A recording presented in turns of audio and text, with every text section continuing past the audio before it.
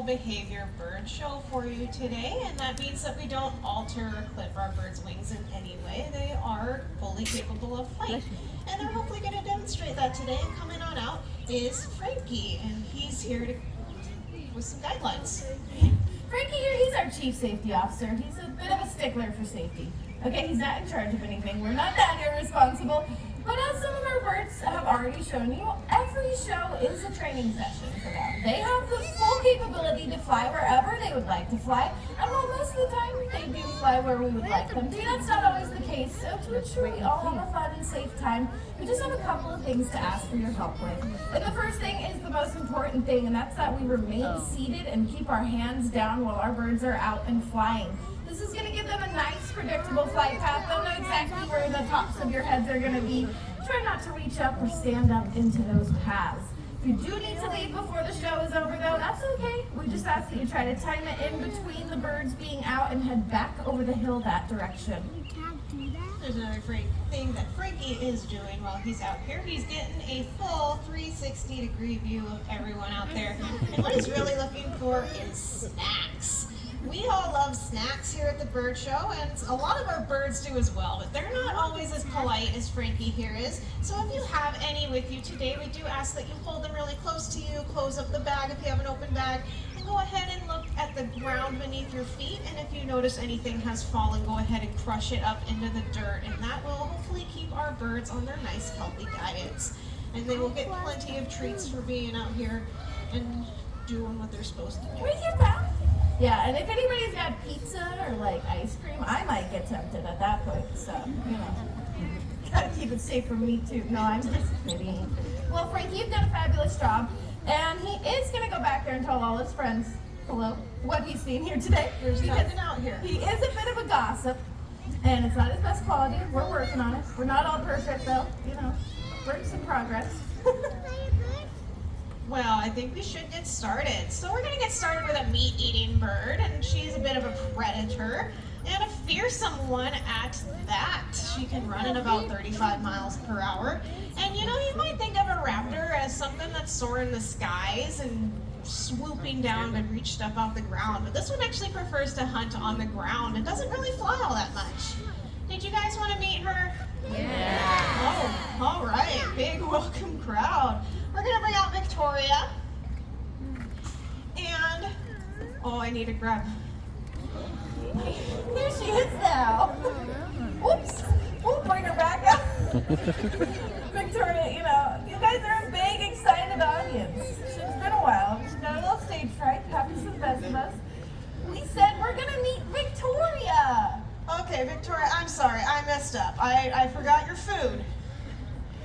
Now, she has an interesting hunting strategy. If she wants to eat a lizard or maybe a snake out in the wild, she's going to whack it. And they do that for a couple of reasons. When you look at Victoria, you may notice that she does not have a super sharp beak.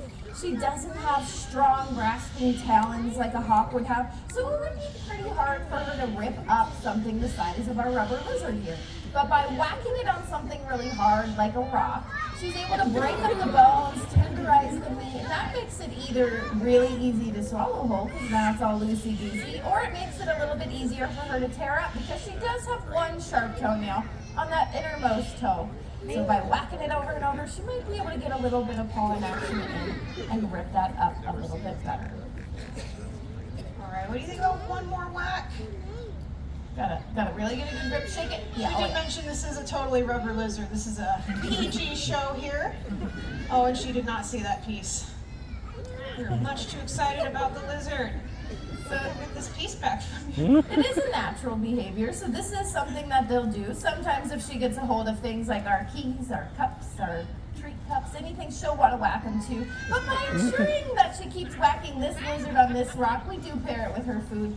But it does look like today that rubber lizard outran you. I don't know where it went.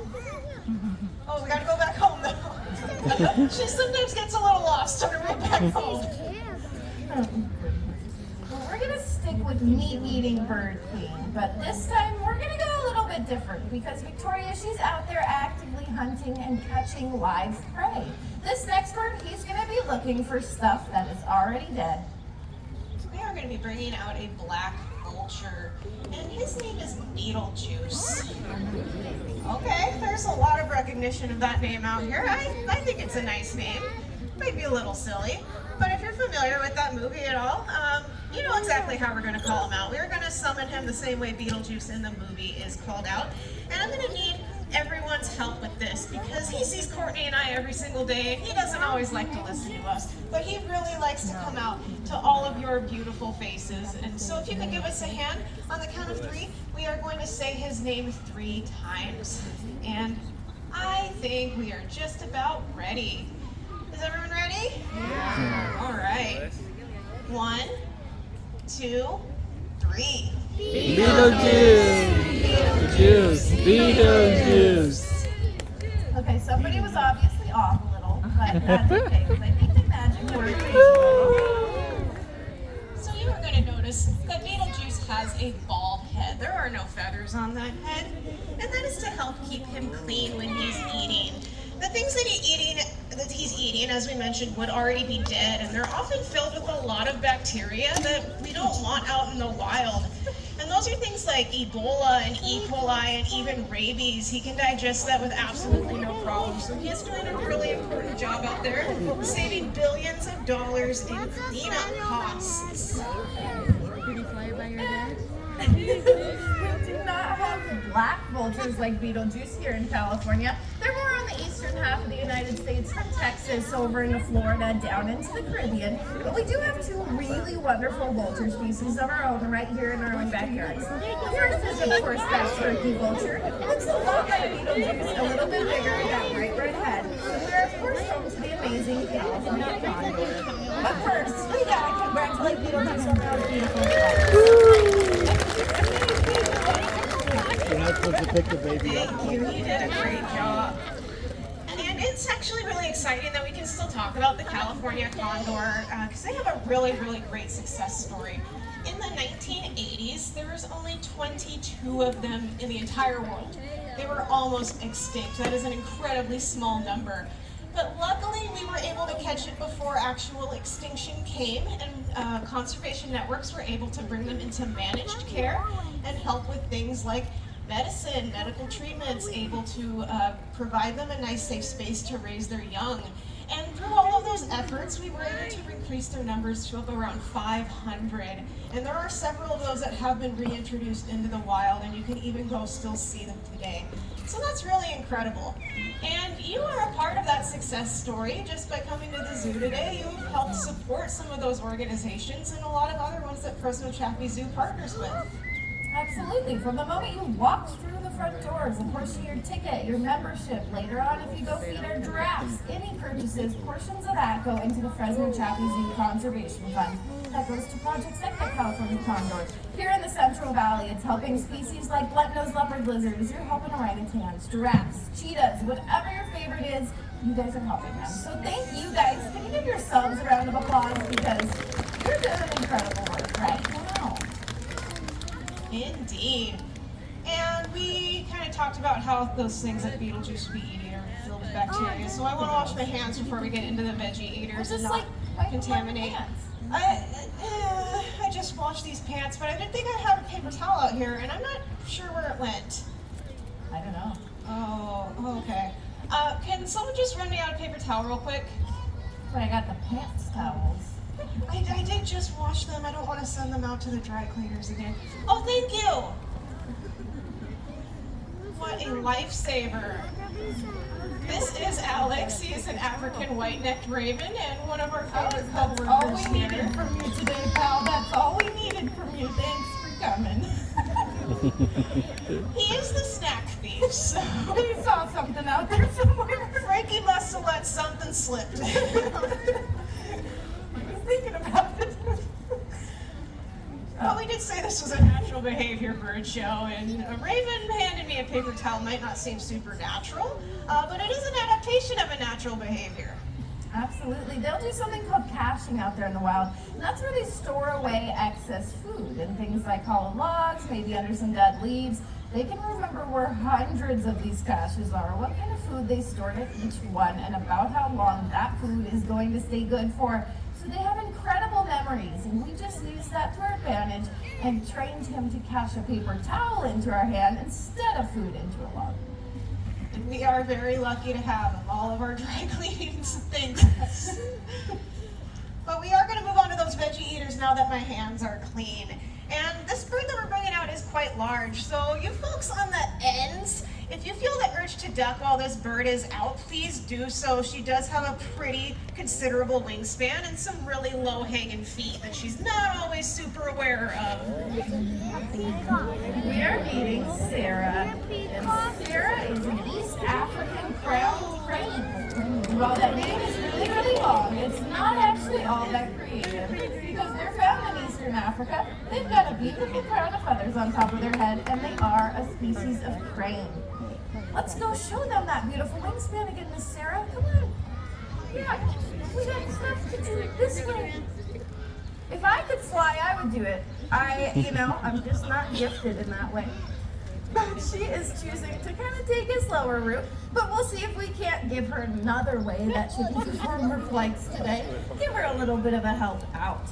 But these birds are omnivores, so that means they'll be eating grasses and grains and seeds. They'll also eat things like insects. In fact, one of Sarah's favorite treats is superworms here at the Birdshow. They're like gigantic mealworms. And they'll also eat things like a little fish or a frog, maybe a mouse if they could catch it. Just about anything they can get that beak on, they're going to be willing to eat.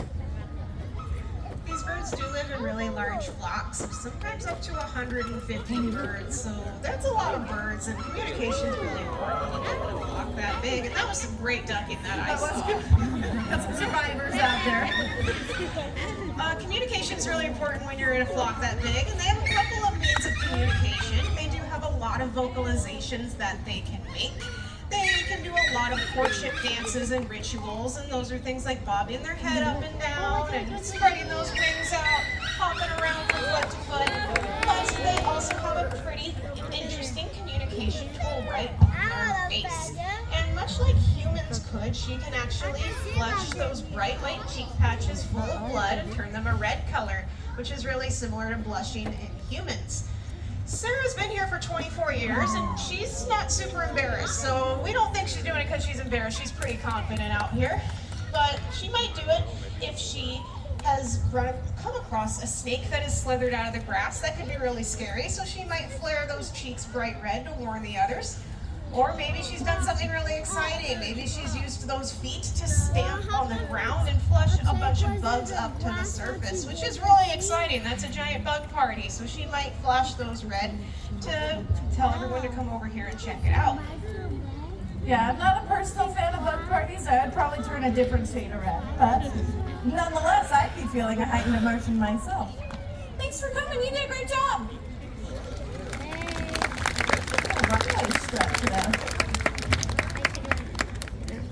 Oh yeah, she's working her way all the way off. All right, thank you, Sarah. We are going to make a jump from Africa into the rainforest. And the rainforest is a really unique place, and it's full of a lot of resources that we rely on. And those are things like fresh air to breathe, clean water to drink, and to things like medicines and coffee and chocolate. And it's also home to a lot of biodiversity. There are millions of species in the rainforest alone. And we're going to meet some of that biodiversity with some parrots. Does anyone know what parrots are most famous for? I heard some of you out there talking.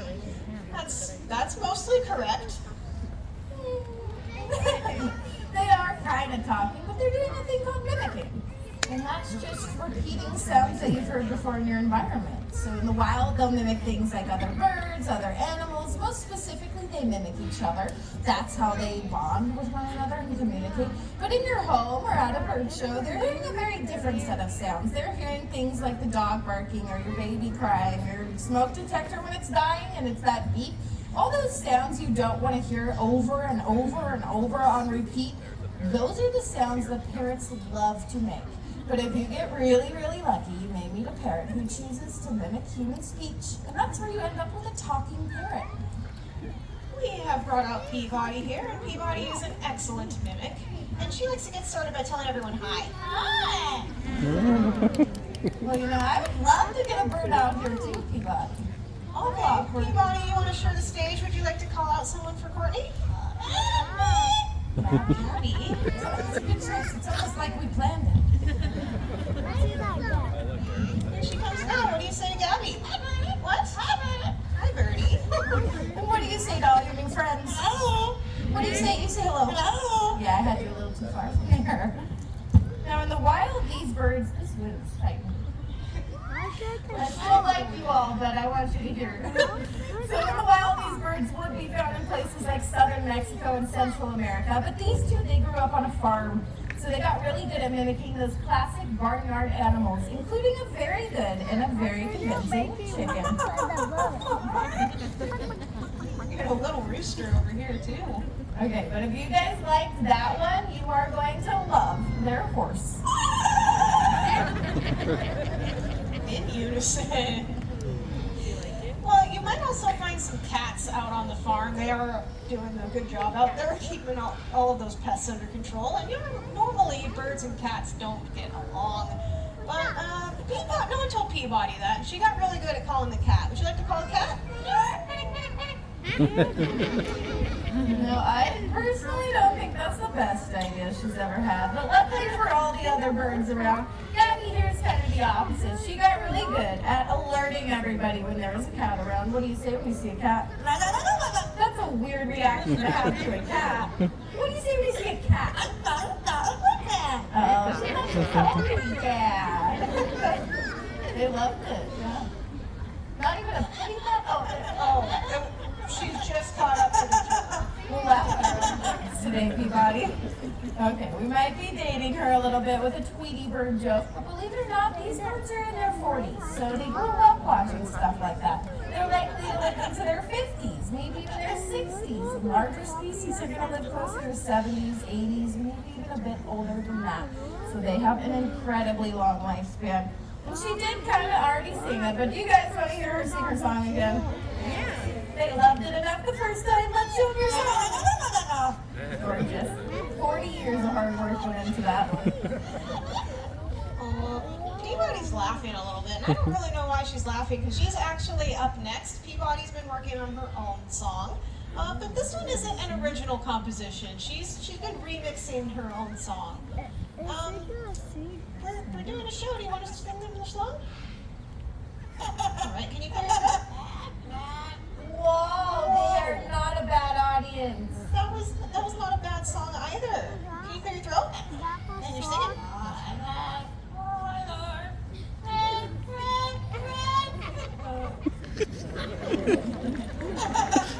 Anyone know that song? That was the Tony Bennett classic, I Left My Heart in San Francisco. That is the Peabody remix. It is a work in progress. It changes a little bit each time she sings it. You have no idea what you're going to get when she starts singing. That was a good one, huh?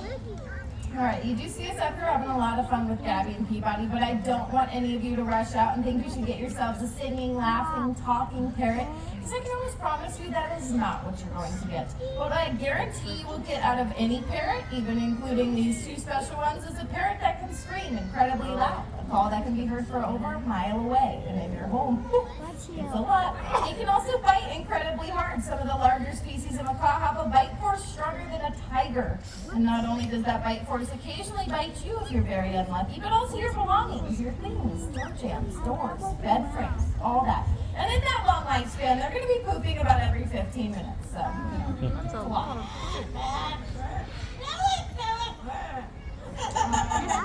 Well, Peabody is a bird, but she even thinks some of those behaviors are a little bit bad and silly, and they probably are in your home. They might be a little bit difficult to manage, but those behaviors are doing a lot for the rainforest and helping keep that rainforest nice and biodiverse and beautiful. All of that pooping helps fertilize the floors, and their strong beaks that can bite people are actually really good for cracking through nuts and chewing up seeds to help with seed dispersal. We're really excited about that one. But they're doing a really good job out in the wild. It's just maybe not so nice to manage in your own home. But we are really happy to have them here where we can foster some of those natural behaviors, minus the biting. But we do go home to bird-free houses at the end of the day. Absolutely, and we prefer it that way. And even though these birds really don't make great pets, there is still a really high demand for them. And unfortunately, it's leading to species like Gabby and Peabody to go critically endangered out in the wild due to things like poaching for the illegal pet trade. So people will go out and steal the young out of their nests, and now there are future generations to ensure that we have these birds around in the rainforest for many, many years to come. So if you guys think that a screaming, flying, biting 3-year-old in your home for 80 years sounds like a good time, I just really, really encourage you to do a lot of research, make sure you know what you're getting yourself into, and make sure you're doing it ethically and responsibly. But like any 2 or 3-year-old, I think Gabby's about ready for a nap. She's starting to lose. Yeah, I think we're ready for a nap. Can you tell Gabby bye? Oh, that was a little That was a little sad. Can you guys tell Gabby bye? Bye. That's a goodbye. Yeah, I think they showed you up a little bit, Peabody. But before Peabody goes off to take her own nap, she likes to make sure that she has said goodbye to each and every single person out in the audience. And it's a really big crowd today, and I think people would like to go home today. So we better get going. Can you tell everyone bye? Bye. Bye. Not a bad audience. Wow. We're going to tell them bye. Okay. Back row. Over here. How about up on the hill? In the middle over here? What about over here? Over here? Are you counting? I'm not counting for you today. We have to go home at some point today. I have dinner reservations. We have to like to make it. Okay, are we almost done? How are we doing? Okay, how about up there? And over here? Okay, how about 3 more? 2 more? 1 more? How about a big kiss?